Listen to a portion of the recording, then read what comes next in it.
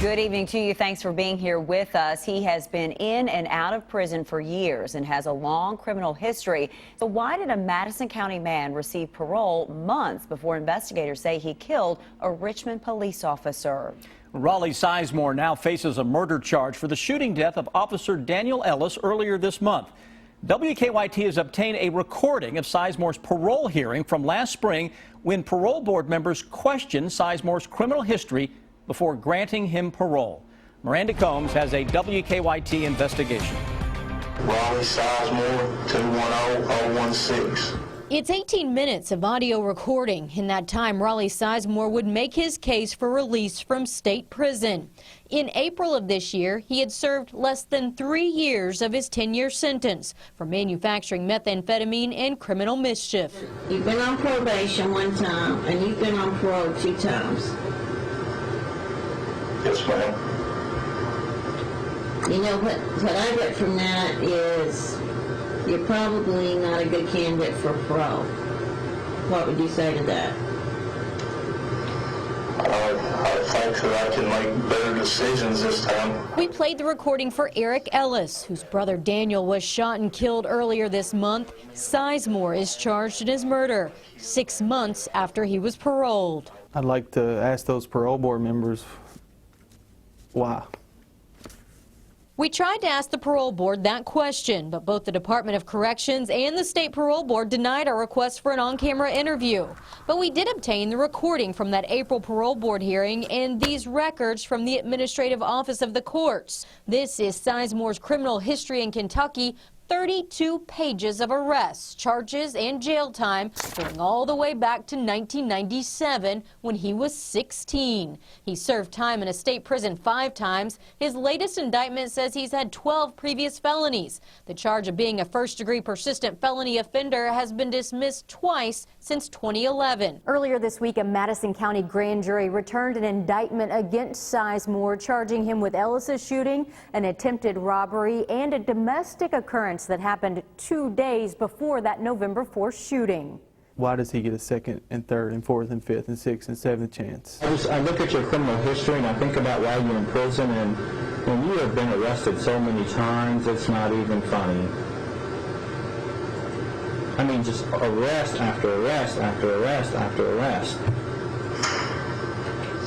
I'm the worst criminal in the world. It seems like everything I do, I get caught for. It's almost like he's laughing in the face of our system. Like, why is he not in prison? I'm done with this life.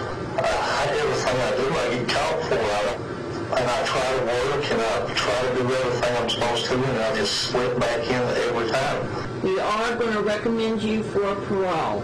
Please, please, please, Mr. Sizemore, for your sake, you know, let's really put your heart into it this time. Fayette Commonwealth's attorney Ray Larson can't speak to what happened with Sizemore, but he's been dealing with repeat offenders for decades. Does that burn you up? Sure, it burns me up. Yeah, what do you think? I sit over here and I used to have hair. He says it goes back to House Bill 463. Our legislature is too busy trying to keep people out of prison.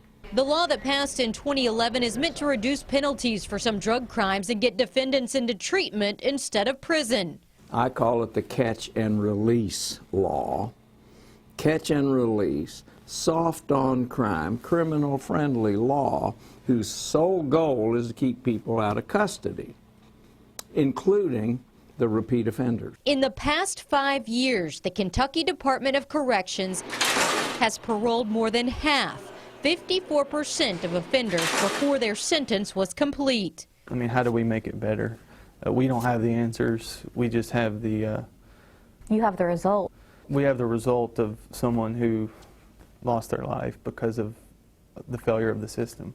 And we have to live with it, but we ask that our politicians, our state government, to do something about it. We are live in Richmond now. Officer Ellis's car still sits here partially covered in black cloth. We are in front of the Richmond Police Department. Let's take a moment and take a look at the timeline from Sizemore's release from prison to his arrest for Officer Ellis's murder. He was granted parole in April of this year. By June, he was indicted on a charge of first-degree wanton endangerment. On October 26, his probation officer tried to contact him at his home. He wasn't there, so they left a note to report to the probation and parole office. The next day, Sizemore called the probation and parole office but didn't come in, so a warrant was issued. Then on November 2nd, Sizemore was accused of violating an emergency protective order. 2 days after that, police say he shot Officer Ellis in the head. Ellis died 2 days later. Now, I spoke to Ellis's brother just a couple of hours ago. He says just in the time that our promo started airing for this story, he's been getting calls from legislators saying they need to revisit House Bill 463. For now, we're live in Richmond. Miranda Combs, WKYT. So, Miranda, the parole board just didn't want to talk to us, at least on camera, about this case? Right. The Department of Corrections didn't want to go on camera. In fact, they would only respond to our email requests. But the Department of Parole did not want to comment at all on this issue.